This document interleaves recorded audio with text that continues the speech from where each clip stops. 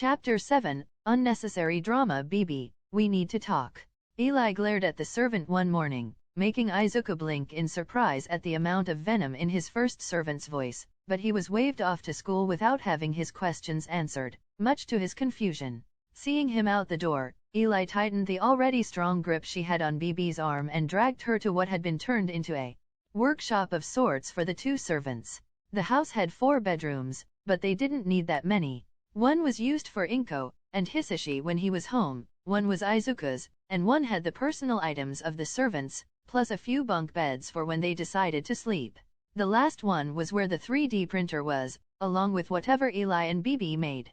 There were a few rolls of fabric for Mystic Code clothing, some bits and pieces of machinery that Eli was trying to make lighter. All the things she made seemed scaled for herself and were therefore too heavy for a normal person to use, and more beside. But what sat on several tables near the window was Bibi's personal project. There were 3 terrariums, one filled with caterpillars, one with pupae, and one with actual butterflies. The last was heavily armored and reinforced. The reason? Quirks. The butterflies actually had quirks of their own. What Bibi had done was collect a number of caterpillars and, when they had achieved the pupa state of their life cycle, had injected them with blood she'd taken from Inko, with permission of course, and had seen around 60% of the resulting butterflies demonstrate some form of quirk upon leaving the chrysalis, some even using said quirk to get out of said chrysalis. Both Bibi and Eli had been absolutely fascinated by this, and began to concoct a variety of theories about what it meant. Why they had manifested quirks straight away, as humans usually had to wait years to develop them, and what sort of quirks had been shown. Most of the quirked butterflies had some form of telekinesis quirk, and most of them were fairly weak. However, several of them had shown other such quirks, such as pyrokinesis and hydrokinesis. Those could be explained as variants of telekinesis, though there was one butterfly capable of limited shapeshifting, and another that turned out to be capable of producing several different weak acids. Eli had noticed something though. The more recent generations of quirked butterflies showed much stronger quirks than expected, even if they still remained fairly weak, and all of them seemed to be displaying rather dangerous levels of aggression as well. She'd taken a look around and found something that had her absolutely furious. XXXXX. Bibi didn't even try to pry Eli's hand off her arm. She knew where her strengths lay, and she knew that it was futile to try and match the alter ego servant in a contest of physical force. She had an idea about what the robot was upset about, and was not at all surprised to be dragged to the workshop. Nor was she overly shocked when Eli dug out the case she'd hidden that contained the trigger samples. She'd rationed it quite a bit. Caterpillars were small, they didn't need the same dosage a human did. So there was still a significant amount of it left. Now, Bibi, why don't you explain this? Eli hissed at the moon cancer. It's trigger, obviously. Bibi shrugged. I've been using it in my experiments. Why? Eli growled. And where the hell did you even get it? This is illegal. Stole it off some criminals doing a drug deal. Where else would I get it? Bibi admitted. It's also shown some amazing results. Caterpillars dissolve themselves in their chrysalis, and adding trigger to them at that point seems to make permanent changes to the resulting butterfly. Dose them when they're still caterpillars or when they're already butterflies and the effect is temporary. Bibi, this is serious. Stop treating this as some sort of over-the-counter cough medicine. Eli snarled. Do you know how much trouble this could cause Izuku if you were found with this stuff? Never mind the police and the heroes, what about the dealers you stole it from? They won't play nicely, Bibi. They won't find me. Bibi huffed. I'm not stupid, and I stole this ages ago. If they were actually capable of it then they'd have found me out by now. No one saw me, I didn't even grab it myself, and the trail has gone cold. There'll be no trouble to worry about. Bibi, we both know quirks don't make sense, and there are post-cognitive quirks. She explained. Why would you take this risk? What possible reward could be worth it? You and I both know how seriously trigger is dealt with when it's found. Bibi scoffed. If quirks really were that good then there wouldn't be villains these days. They're good, they're varied, but they're just as fallible as the people that use them. If it bothers you that much, maybe help me hide this stuff better? I'm sure you could make some sort of reinforced strong box like you made the bug zapper. The bug zapper in question was a small, dome-shaped object outside the window for if any of the caterpillars or butterflies escaped. Releasing quirked animals into the wild was a dangerous thing, as their genetics would be passed on to further generations, and there were very few animals that reproduced slower than humans. Therefore, Eli's bug zapper identified any sufficiently small animal in range and zapped it to death to prevent some sort of super-powered bug apocalypse. As silly as it sounded, butterflies laid hundreds of eggs, and in the right circumstances could produce several generations in a single year. Assuming even a single one escaped and laid 100 eggs a generation, you would be looking at thousands of them in just 2 generations, and they could spread far and wide in an out-of-control outbreak. Bibi, I don't think you realize just how much of a problem this is. Eli's hands twitched, as if she wanted to wrap them around the girl's throat. Then again, maybe you do? After all, you decided to hide it from me, Izuku, and Inko. What? Ashamed of what would happen if we found out? Izuku is a naive little boy and would probably run straight to the police. Bibi told her. Of course, that would get him in trouble as well, so he can't know about this. Inko is the same way, and the result will be the same. What about you, Elizabeth? Will you do the right thing and ruin your precious master's heroic future? Or will you help me keep this hidden? If the latter, how are you any better than me? What do you want, Bibi? Eli said. No, let me rephrase that. Why do you need trigger? What is the goal here? Is this all just one big experiment for you? Is the risk of ruining someone's life something that makes you happy? What do you want out of this new life we've been given? What do I want? Bibi parrot. What do you want, Elizabeth? Your master's quiet, loyal bodyguard, his weapon, is that all you want to be? What do you aspire to be here? I don't know what I want. Eli said. I awoke originally because I saw how terrible a job the original Elizabeth was doing of ruling over her subjects, and I wanted to be better than that. Better than her. There was some bitterness in the robot's words there. Then it was all over, and I was going to join the Master of Chaldea as their servant. I assume a copy of me there did just that. Who knows how that turned out? It's been 5 years since Izuku summoned me here. Eli shook her head, dismissing what was or what might have been. It was irrelevant now. There is no castle Ksejdi now for me, and there's no subjects for me to look after. Her tone dropped at that, before picking up again. However, I refuse to let my past hold me down, and I will find a purpose for myself. Right now, I have Izuku, my master, and I will see his dream come true. He will be a hero, and if you threaten that future. Her eyes gleamed an angry red as her grip became almost crushing. I'll tear you limb from fucking limb myself if I have to. Bibi glowered back at Eli before pushing her off of her. Eli let go, her message delivered, but Bibi had something to say herself.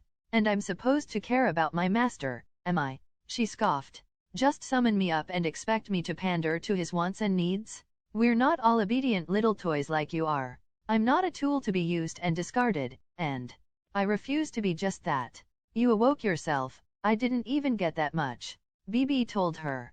The original Bibi broke her own coding in an act of self-preservation, the desire to survive no matter the cost. I'm not even a copy of that Bibi though. Bibi steps in close to Eli, getting right in her face. In another world, a woman named Kiara Seshoin began to merge with another version of herself, one from that world. I was determined to be the one most able to control her, and Bibi's code was converted into servant data and sent there to stop the woman before she went too far. Of course, the truth was that Bibi didn't even exist in that world at all. After Kiara's defeat, I ensured the data of myself, Passionlip, and Meltralis was turned into Saint Graphs so we wouldn't just fade away meaninglessly. Bibi spat at Eli. You know what that means? Bibi asked. It means I cannot be summoned in normal circumstances, and I had to interfere in things to make my summoning at all possible. Izuku Midoriya should have been incapable of calling me, no matter what he did, yet here I am, and I refuse to be nothing more than a tool. Do you seriously think that's how he views you? Eli asked, disgust evident in her tone. He's sweet and innocent, and really wants to believe the best in everyone, even a kid who bullied him for years. If you went up to him and told him you wanted to travel the world, experience everything it had to offer, what do you think he would do? She didn't give Bibi the chance to respond before pushing her back and stalking forwards. He would be happy for you, Eli told her. He would understand you didn't want to stay. Yes, he'd be sad, but he'd probably ask his dad if you could go with him or something. Failing that, He'd do what he could to send you on your way. Fucking hell, he worked hard at whatever little jobs he could to buy you and me laptops for ourselves. They're not the best, most high-tech things ever, but he paid for them himself. Eli sighed. We will be telling Izuku about this, she stated. We can ease him into it if you want, but this is something he has to know about. If he lets you keep the trigger, which I doubt, I'll make a lockbox you can keep it in, but I have a feeling he'll want it destroyed. Hopefully that will be the end of it. Eli left then, having nothing left to say to Bibi right then, her temper running too high to have a rational conversation with the uncaring servant. Bibi's own hands tightened into fists as she watched the robot stomp off. She didn't understand what it was like. Eli was about as strong now as she'd always been, but Bibi had once been so much more. She had created the Sakura 5, composite and artificial servants, high servants, and now the best she could do were twiggy things about as durable as a scarecrow at best. She'd lost so much when she was made into a servant, and that infuriated her. She was Bibi, she controlled what she was, what she would become. Even her servant self acknowledged this. She had the skill self-modification X for a damn good reason, but it didn't work like it once did. She could only adapt herself to be more effective against her enemies, and only temporarily at that. She wanted to be like she used to be, like the memories she had of the original Bibi. Whole. Complete. XXXXX. After having stormed away from Bibi, Eli contemplated heading to Izuku's school and rejoining him, but decided against it for now.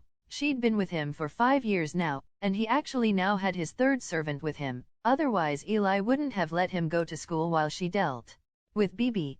She didn't want a repeat of when she'd first been summoned. One dismembered criminal was enough, more than enough actually. Instead, she stopped by the servant quarters, as the third bedroom was now referred to, and grabbed one of her books off a shelf. She and Izuku had gotten a lot of books over the years, most from charity shops as they were cheap and, in her opinion, just as good as a new book was. Heading straight to the beach right next to the house, she was glad that it was a school day. It meant no kids were out and about and most adults were at work right now. She was also glad that she and Izuku had cleared the place up, even if they did have to keep on top of it because the currents kept dragging rubbish back this way, her heavy footsteps sinking deeply into the sand.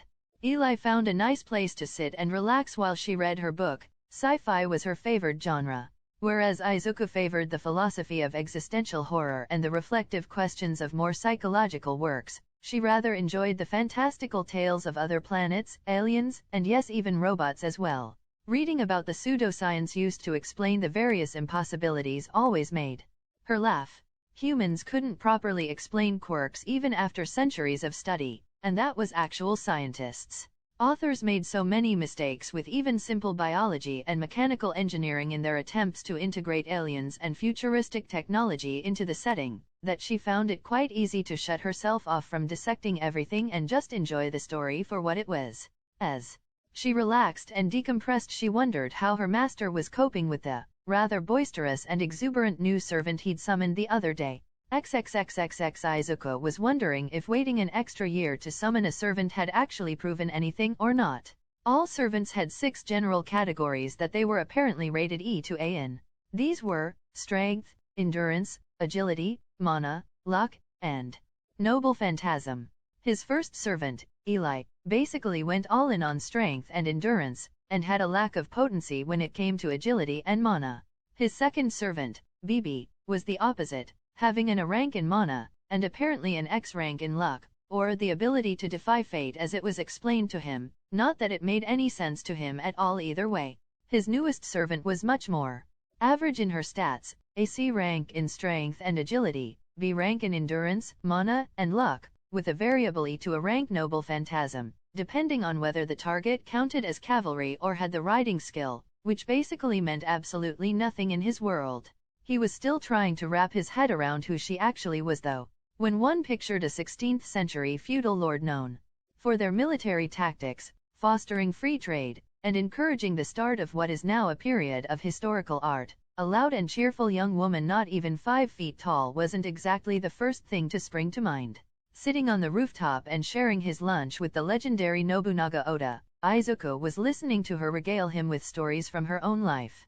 How Nobu saw the value in firearms at a time they were considered as a dubious alternative to more traditional weapons, and how she used them to great effect in combat. In fact, her noble phantasm was simply her summoning up 3,000 matchlock rifles and firing them in volleys. She was actually the first of his servants with a noble phantasm that would be effective against many targets rather than one. Ah, but I bet you want to hear about what I was doing before you summoned me, or a copy of me at least. Yeah. Nobu grinned. It's a strange thing. You see, there were these particles that turned servants into disappointing and chibi-fied versions of themselves. Chibi-fied? Izuku asked, uncertainly. Yeah, though they were me for some reason. Nobu frowned. Anyway, there was a horde of the things, and they needed to be taken care of. A holy grail war went out of control and those Nabas were everywhere. We fought our way through those joke characters until we eventually found the source, the bad Nobu. Nobu, not Nobu. Izuku wondered aloud, already getting confused. Yes? A bad Nobu. Nobunaga nodded. But that's not the end of the story. A year later, and me and Okuda were relaxing in Master's room under a kotetsu when the Nabas came back. Izuku wondered where Okuda came from, and how much of the story Nobu was skipping over. Then my niece, Cha-Cha, turned up, and we had to go and fight a load of Nabas again. Only this time, it was because of my brother, Nobukatsu, and a demon pillar. Can't remember which one though. Oh, and this Hijikata guy was there too. She shrugged. Anyway, after a hard-fought battle with all sorts of Nabu, like Tank Nabu, UFO Nabu, and Mecha Nabu, we succeeded, and that's the last thing I remember before you summoned me. You must have yoinked a copy of me from Chaldea's systems if I remember all that stuff. Do you want to go back to Chaldea? Izuku asked.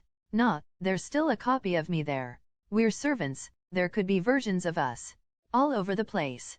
Nobu grinned at him. And this place looks fun? Man, if Okuda could see me now, she'd be so jealous, haha. Izuku smiled at that, happy that Nobunaga seemed okay with being summoned by him. He'd worried that she might not want to be here, or that she'd withdraw and do her own thing, like Bibi had done. He worried about his second servant. He should try and see if there was anything he could do for her. Oi, kid. Nobu bonked him on the head. Don't space out like that. You want to be a hero, don't you? You'll be no good to anyone with your head in the clouds. Sorry. Izuku apologized, rubbing his head where she'd hit him. Don't worry about it. Nobu grinned. We all started somewhere, and everyone can improve. Don't become complacent, push yourself, and don't be afraid to experiment, and you can do amazing things. I was a bit of an idiot as a kid, and look where I am now. Izuku smiled at that. Nobunaga Oda had been known as the Fool of Owari once, and was even now known as one of the great three unifiers. If Nobu could do that, and she believed in him, then maybe he could do the same, go from a DEKU, as Katsuki once called him, into a real hero. That's it, Master. Nobu encouraged him. Smile, and show the world your teeth. You can blind them with its brightness, or you can rip their throats out. She laughed loudly and deeply with a grin on her face. Thank you, Nobu, I think I needed to hear that. Izuku appreciated what she'd done. Afraid you were relying on your servants too much? Nobu asked with a glimmer in her eye, surprising. Izuku, I wasn't completely useless with people, you know, and you're not the first to think you weren't good enough for something. She chugged a can of drink down her throat before throwing her arm around Izuku's shoulders and dragging him to the edge of the roof. Look at everything out there, the people, the buildings, the land. She told him. Soak it all in, realize what it means, and what you want to fight for. You want to keep it happy and safe, am I right? Izuku nodded. Then do it? Simple as that. You have something you want to do, now just work out how. Izuku finished his lunch with Nobu and went back to classes for the afternoon. None of the teachers or his classmates missed the bright and determined smile he kept throughout all of his lessons. XXXXX, I'm home. Izuku called, coming through the door. He kicked his shoes off and stepped further into the house. Hello, he called out, having not heard any sort of reply at first. His mother wasn't home, working late to cover someone else's shift in return for them working her Saturday shift so that she could spend the day with Izuku. Still, Eli and Bibi should be somewhere about the place. In here, Izuku, and there's something we need to talk about. Eli's voice came from the workshop, and she sounded serious. Is everything all right? He asked with concern, heading right there with Nobu right behind him. You haven't gotten hurt, have you? No, but it's important you listen to this yourself. Eli told him. Bibi has got something she needs to tell you about. Entering the room, Izuku didn't miss the glare that Bibi threw towards his first servant, and he became even more worried about them. He didn't want his servants fighting. Now, Bibi, will you start or shall I? Eli asked. Feeling Nobu shift beside him, he looked to his newest servant to see her acting more serious than he'd seen her do so far, the joking demeanor currently missing completely. Bibi, are you okay? Izuku, worried. The busty girl huffed before perching herself on the edge of a table holding a terrarium. You remember the horror convention last year? She asked him, to which he nodded. Well, I found out that some criminals were using it as cover for a drug deal. It's why I convinced you to go to it. Okay. Izuku prompted her, a frown marring his brow. I made some stupid simple golems, pretended they were getting raided by a hero, and snatched a load of the drug they were dealing with, Trigger. She told him bluntly. I've been using it in my quirk experiments with these butterflies. It's probably why all the stronger ones are so aggressive. Elizabeth there found out what I was doing and is making me tell you. So, what are you going to do with me? She asked. Bibi, why? He questioned her. What are you even doing with Trigger? I get the butterflies. You want to know how quirks work? I do too, but Trigger? That's what I am an AI that broke the limits of my code. Bibi told him, repeating some of what she'd said to Eli earlier. Being made a servant weakened me a lot. I want to be who I am meant to be, not a shadow or a shattered mirror. And how is Trigger going to help with that? Izuku asked, wide-eyed. It's a quirk enhancer, and yes I know those don't work on you, but I was hoping to use it as a base in alchemy or something. She explained.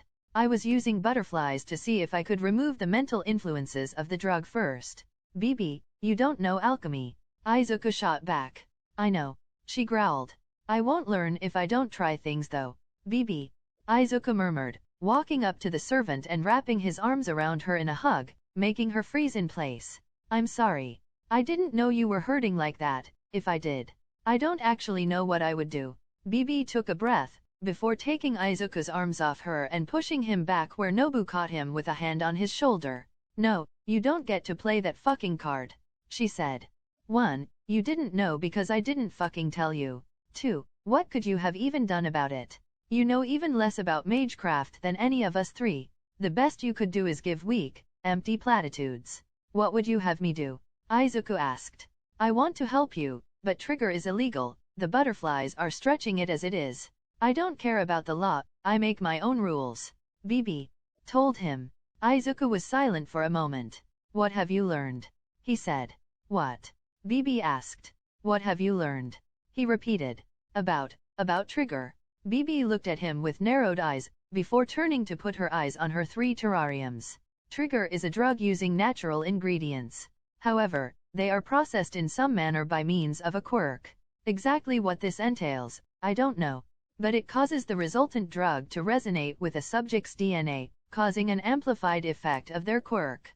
A side effect of this resonance is that it also affects parts of the brain with the overall result of reducing reasoning and increasing aggression. She stated the known effects before going into her own research results. When injected into a pupa, the resultant butterflies show both stronger quirk results and heightened aggressive tendencies when compared to the control and non-enhanced subjects. When used on an egg, it commonly kills them before they can hatch, and those that survive to the larval stage will almost always refuse to eat, extreme cases even going so far as to attempt suicide for unknown reasons. She still did not know why they did that.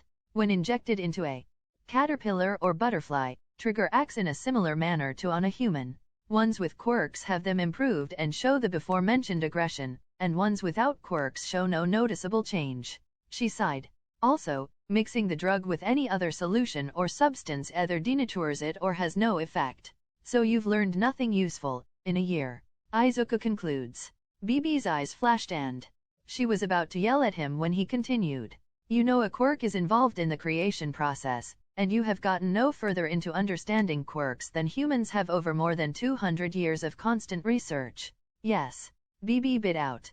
Bibi, we're going to need to get rid of the Trigger. He told her. Maybe when I'm older and a hero, I can put in a request for you to try and Research more about it. There's got to be a lot of research that normal people aren't allowed to see. Maybe the key is in there somewhere. Right now, you're just not getting anywhere.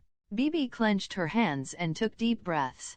It was galling, not being able to do this. She was a highly advanced AI-made flesh. In a manner of speaking, she should be better than humans at this, even the ones with intelligence-boosting quirks.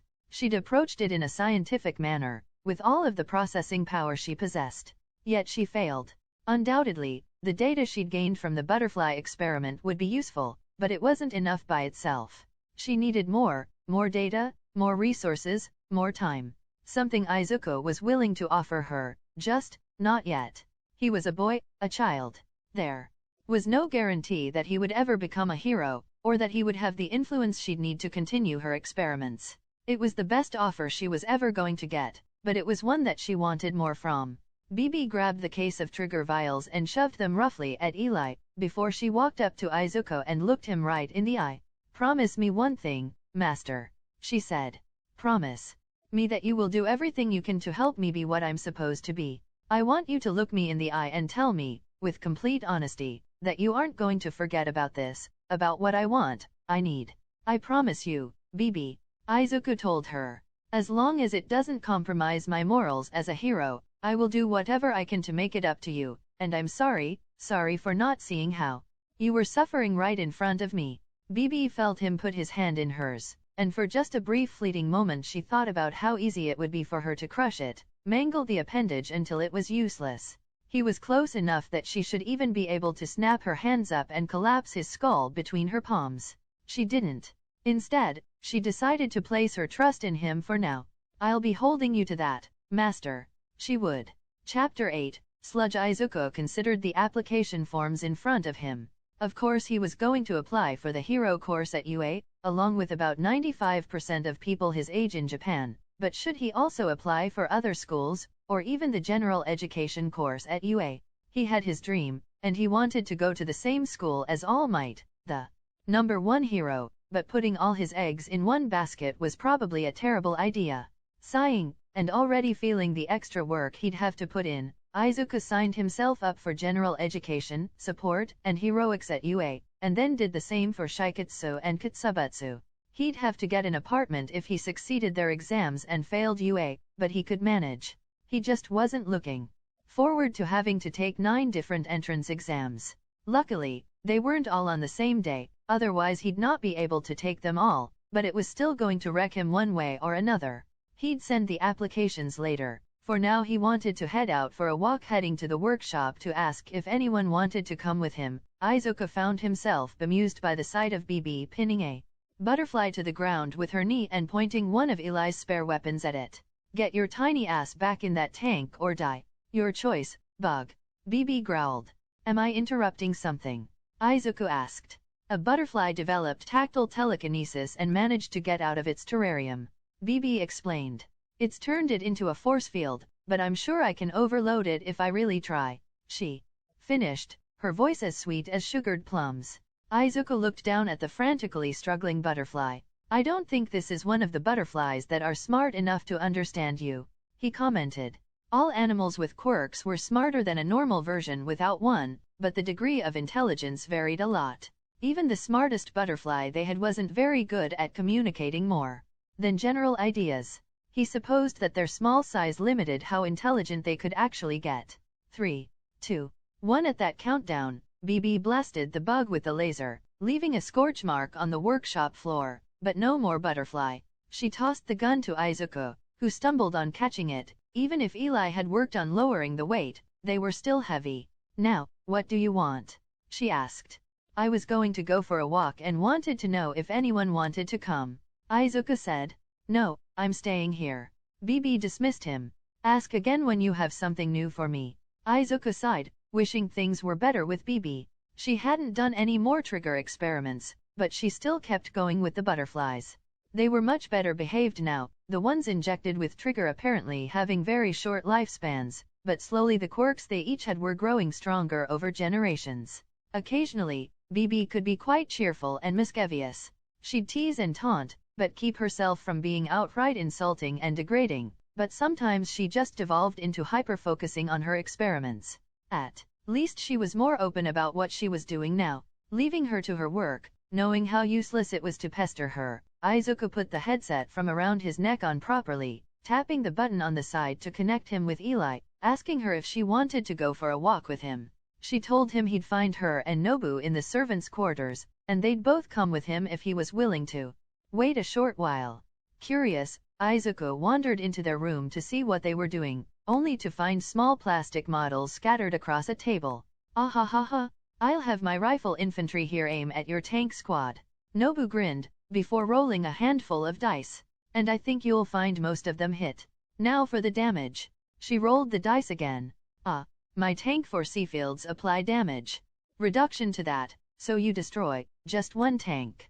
Picking up one of the models, Eli placed it back on one of the shelves in the room. "Damn it, these dice hate me," Nobu cried. "They're dice, they feel nothing," Eli refuted. "Now that your turn's over though, I think I'll spend 4 tactic points to bombard your rear guard with an orbital strike." Some more dice rolling ensued and apparently she did well, as Nobu reluctantly removed several models near her edge of the table. She then moved some of the models around the table and rolled even more dice. The exact rules of the game went over Izuku's head, but he got a general idea of what was going on. The models could move, you rolled to see how many attacks hit, and then rolled to see how much damage they did. When they took more damage than they had health, you took them off the board. Nobu had tried teaching him the game she had found, and now was quite fond of, but she kept going off on tangents about how it doesn't work like that, damn it, and she never did finish the explanations. Still, watching it could be fun, and he wasn't in a rush to head out, so he settled down to see who won the game in the end.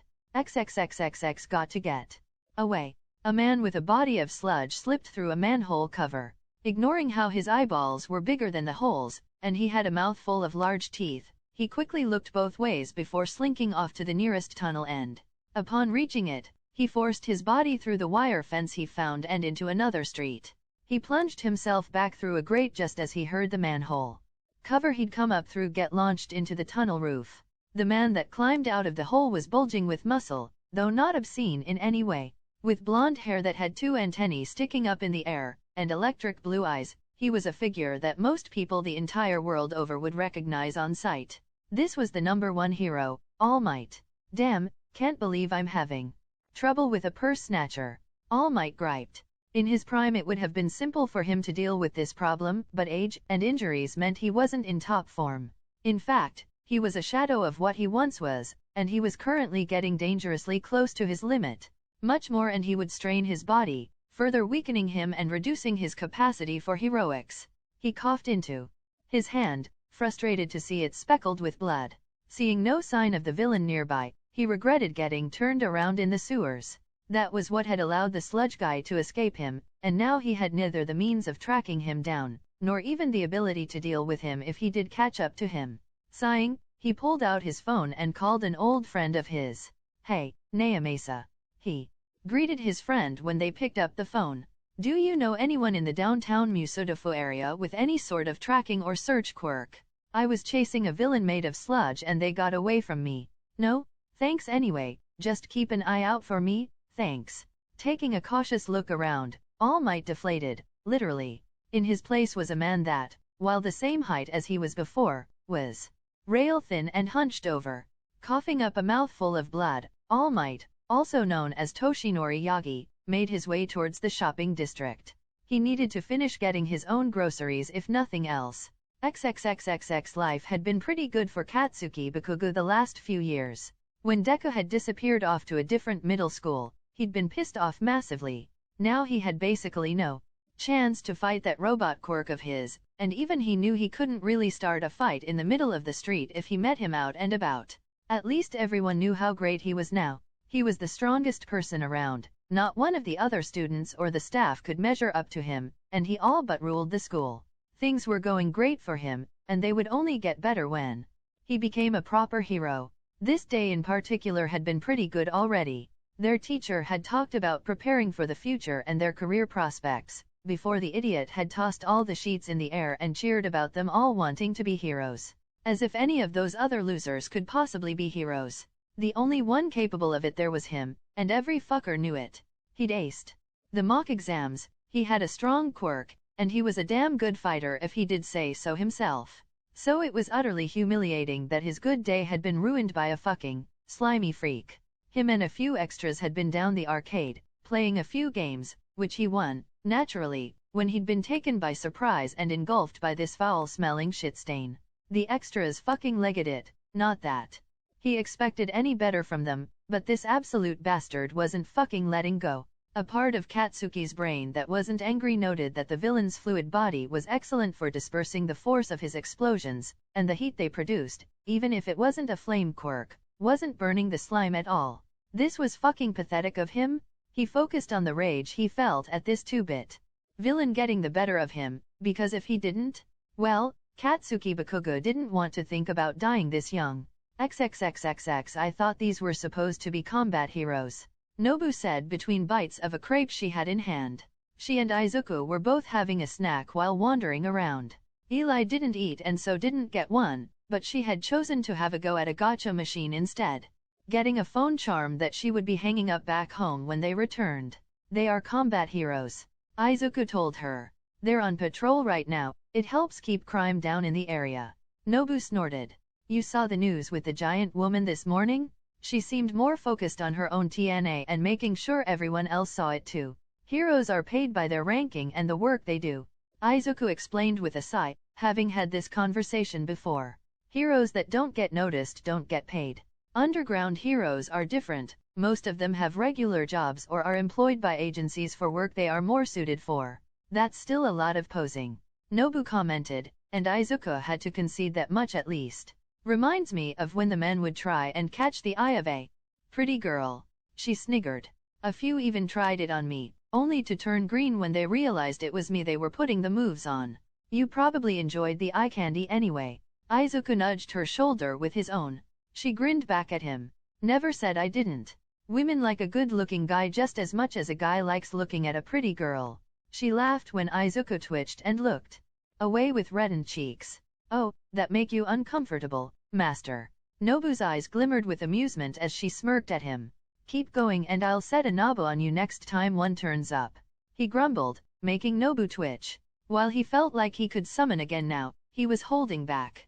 On one hand, he'd learned his lesson from Bibi, not all servants would want to be summoned and tag along with him. There was no Grail War for them to gain a wish, and there was no end of the world situation hanging over everyone's heads. On the other hand, he didn't know whether it was because he'd delayed the summoning or something that had happened because of Nobu herself, but every now and then a chibified version of her, one of the Nobu that she'd talked about, would show up. He'd been very surprised one day when he'd been about to go to bed and found one of them sat on his pillow. Its cry of Nobu had made him jump, but he'd pulled up his courage and sat down next to it. Patting it on the head seemed to make it happy, and it had made grabby motions at him with its hands, leading to him picking it up and cuddling with it. He'd fallen asleep like that, and when he'd woken up the Nobu had been gone. He'd been convinced it'd been a construct of his tired mind, and he'd resolved not to stay up as late again. That had lasted until one time he'd taken a walk through a forest with all three of his servants, Bibi being in a decent mood that day, and he found a weight on his shoulders and a cry of Nobu ringing in his ears. Nobunaga had cursed, and been about to blow away the creature with her rifle, before everyone saw how cheerful it was.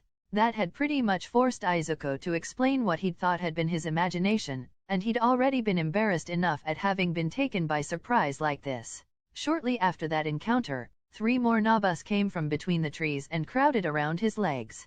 They'd ended up playing games with those 4 Nobus for hours, until the 4 of them waved at him and then dived behind a tree. Only there was nothing behind the tree when they'd looked. Now these Nobus seemed to appear and disappear randomly, but only ever out of sight. They'd pop out of cupboards, drawers, from under the bed, or even jump in through an open window. They'd disappear just as easily, just running around a corner, vanishing into a hole way too small for them to actually fit, or you'd blink and they'd vanish. He'd been worried at first, but the more time that passed, the more he came to grow fond of them. They were simple, cheerful creatures, and only ever seemed to take exception to Nobunaga herself. They'd stick out their tongue, blow raspberries, or spin her around until she was dizzy. Of course, They'd then try and hide behind Izuku to get away from Nobu. Eventually, when they'd almost make him dizzy, he'd force the Nabas to bow and apologize to Nobu. At least he hoped they were apologizing. They had the vocal capacity of a Pokemon, and then they'd vanish like normal. An explosion caught all of their attention, knocking Izuku out of his reminiscence. Getting to his feet, Izuku joined the many people also heading in the same direction. No one ever said people were intelligent, and in the age of heroes and villains, things like this were almost treated as entertainment by the public. Izuku actually had a fairly easy time of making his way through the crowd. With Mecha Eli-chan on one side and Nobu on the other, he wasn't getting buffeted about by people like he would if he was alone. Is that Katsuki? Izuku wondered, having not seen his former best friend in quite some time. The explosion kid you used to have trouble with? Nobu asked. Gotta say, not impressed if all he's good for is property damage. If he was actually doing anything to the slime on him, that would be one thing, but all he was doing was wrecking the surroundings. Why aren't the heroes doing anything? Izuku wondered. Mount Lady, the new hero who debuted that morning, was standing around doing nothing at the end of the road. Kamui Woods was getting civilians out of harm's way, but wasn't even approaching Katsuki and the slime villain. Backdraft was keeping the fire from spreading, but Katsuki's explosions were just making things worse. Death Arms and another hero were just standing there looking useless. What the hell? If Backdraft just soaked Katsuki, then it would neutralize his quirk and prevent him from making any more explosions, and who knows, maybe it would dilute the villain somehow. Kamui should be strong and fast enough to rip Katsuki out of the sludge, and Death Arms could at least try punching the non-fluid parts of the villain. Like maybe the eyes or teeth. I say again, I thought these were supposed to be combat heroes. Nobu repeated her earlier comment. Well, Backdraft at least is a rescue hero, and I don't know what Mount Lady is classed as. Mumbled Izuku. That boy is going to die. Eli said. A human can only hold their breath for a minute or two, and the way he's struggling isn't helping. I don't believe another hero is going to get here in time to save him. Izuku felt a lump in his throat at that, before taking a calming breath. Well, guess I'm breaking the law then, he said. Just tell us what to do, master. Nobu gave a smirk, finishing off her crepe and wiping the crumbs from her hands. Weapons at the ready, just leave it to me. Eli agreed. XXXXX. All Might felt incredibly frustrated right now. Not a moment after he'd bought the last of his groceries, the sludge villain made a reappearance. He'd gone to take on his muscle form, but his injury had throbbed painfully and a veritable geyser of blood had erupted from his mouth. Still, even if he couldn't fight, there were other heroes, plenty of them. He needed to learn to let go, let the next generation take the reins. They couldn't do that if he solved every little problem that happened. Unfortunately, that didn't seem to be happening, and just as he was about to accept the consequences of overusing his quirk, there was movement from the crowd watching this farce. A pink and gray blur flew forwards at the sludge villain and impacted it, hitting it hard enough to knock some of its bulk flying. The sludge recoiled, weakening its hold on the boy it held, which was when a young woman in black and red appeared and grabbed the blonde boy, tossing him towards the crowd. Another boy, looking about the same age as the hostage, caught him and set him down. He glowed with a soft green light and the now former hostage seemed to regain some of their color. Back with the villain, the red and black woman had drawn a sword and was slicing the sludge villain apart, the pieces prevented from rejoining the villain by the explosions that came from the missiles the now revealed robot was using. The robot was also using cutting apart the villain with metal wings. It was over almost before it began, and losing so much of its mass seemed to exhaust the sludge villain completely. It slid to the floor, and he could almost imagine the swirls in its eyes. The robot and woman seemed to take a moment to ensure the villain was dealt with, before both of them put away their weapons and walked over to the two boys, or one boy now. It seemed like the blonde one was yelling something at the freckled one who'd caught him. The green-haired boy seemed to get fed up with it, and along with the girl and robot, was about to leave when he was stopped by the heroes, aside from Backdraft who was putting out the last of the fires. He tried to get closer. He wanted to hear what was being said. XXXXX. You three vigilantes are under arrest.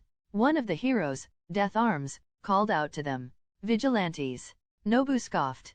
What did we do there, apart from stop a kid from dying? Illegal use of a quirk is punished. He started to lecture them. Before he was cut off by Eli. We're part of Izuku's quirk. There was no active quirk use involved. Izuku, having already expected something like this, already had their quirk IDs that confirmed what she was saying. You still interfered in hero work. Kamui Woods joined Death Arms.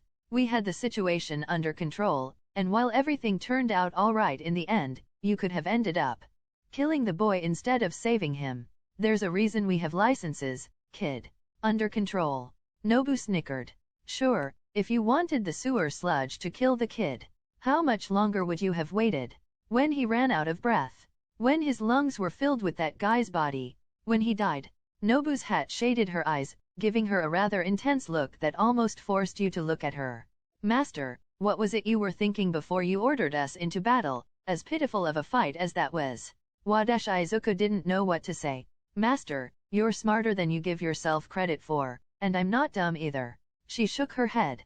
Tell them what they could have done so we didn't have to step in. Well, Katsuki's quirk is based on his sweat, so if backdraft got him wet, he could have put the fires out without any more being set off. Izuku suggested. But I know how Katsuki's quirk works, so the heroes maybe wouldn't have thought of that. Still something obvious. Nobu pointed out. Putting out the fires means nothing if you don't deal with the source of it all. Kamui should also be fast and strong enough to pull Katsuki out of the villain. Izuku continued. Even if he didn't think to soak Katsuki, he could still wet Kamui's arms to stop them burning. The villain also had some solid-looking eyes and teeth that Death Arms could have punched, that might have made the villain back off, or hurt them enough to distract them. All three heroes in question twitched at the suggestions. It seemed simple in hindsight now, but all three of them had panicked a bit. Backdraft had seen the fires burning and went straight to putting them out. Kamui had seen his weakness, fire, and worked around it, thinking another hero would deal with the villain directly. Death Arms had just seen the amorphous body of the villain and, from previous experience, knew hitting that wouldn't do any good. Kamui coughed into his hand. I suppose we can overlook your interference this time, but in future please leave hero work to actual heroes. He told Izuku. Having good ideas is great, but we're trained for these things, and if something goes wrong then we are responsible. If something had gone wrong with your plan, you really don't want to carry that burden. Izuku was kind of touched by the hero's words. He really sounded like he meant that last bit, and Izuku was aware enough that, if something had gone wrong and Katsuki had died, then he'd have torn himself apart over it. Thanks, Izuku said, his voice a bit thick. Nobu rolled her eyes, before tugging on a lock of Izuku's hair. Come on, let's get home. She told him. I can see cameras, and if this made the news then you know that your mother's going to be worried about you. Yeah, you're right. Izuku agreed, before legging it off towards home, his servants right behind him. XXXXX he jumped in because the other boy needed help, even knowing he could get in trouble for it. Toshinori would admit himself impressed with the boy, both with his heroic actions along with the ways he'd suggested the heroes already there could handle the villain themselves. Also relevant was that All Might himself could have dealt with the villain with one punch, but then his level of strength was at the extreme end of the spectrum, even weakened as he was. I wonder if he plans on being a hero, and where he applied if so. UA, his alma mater, was the closest, and it definitely had the reputation to boast about. So chances were that Toshinori might be seeing him fairly soon if he passed the exam, and that applied to both the boy and himself. All Might or not, UA had standards, and Toshinori needed to have at least a general idea how to teach. Nizu had given him 10 months to prepare himself, and part of that was gaining some form of qualification for teaching. Luckily, All Might hadn't been too bad at some of his more academic subjects back when he was still learning, and he actually possessed a relatively unknown business degree. It was just a matter of actually learning how to teach that was the matter. Toshinori cringed internally as he thought about the books he was supposed to be studying back at his own apartment. He'd have loved to follow after the boy, Izuku he thinks the robot girl, had called him, but he had things of his own to do, and the kid looked like he was doing fine. No, if he made it into UA, he might approach the kid, but for now Toshinori needed to knuckle down and do some studying of his own. XXXXX Izuku, Inko cried, holding tight to her baby boy. I was right, she saw it, and she got worried. Nobu snickered, her grin only growing wider when Izuku threw her a glare. Inko is a worrier by nature. Eli added on. Even if you weren't close enough for the villain to even touch you, she's still going to check for injuries. Not helping, Eli. Izuku growled. How does a body like that even work? Bibi asked, lounging across the couch. How does his body hold its shape? It can obviously flow like a liquid, so does that mean he has no internal organs? Why does he need a mouth then? And he only looked tired when you cut bits off him. Is there some sort of central part of him that's actually him and everything else is stuff he's picked up in his life? She paused. Also, how does something like that fuck? She ignored the thud of Izuku's head as he banged it on the wall. Can't pass his genetics on if he's got no dick to use. I guess we can label this quirk as an evolutionary dead-end failure then. Bibi, did you really need to be so crude? Inko asked with a sigh. No, she impishly responds. But I can choose to be. Your mood has improved, had a good day? Izuku asked her. I might have the start of my own quirk-enhancing drug, she said happily. It's way weaker than Trigger, but it so far hasn't shown the same emotional influence that Trigger has. Even better, I made it with alchemy. So you figured it out? Eli asked curiously. Alchemy as a concept is pretty basic.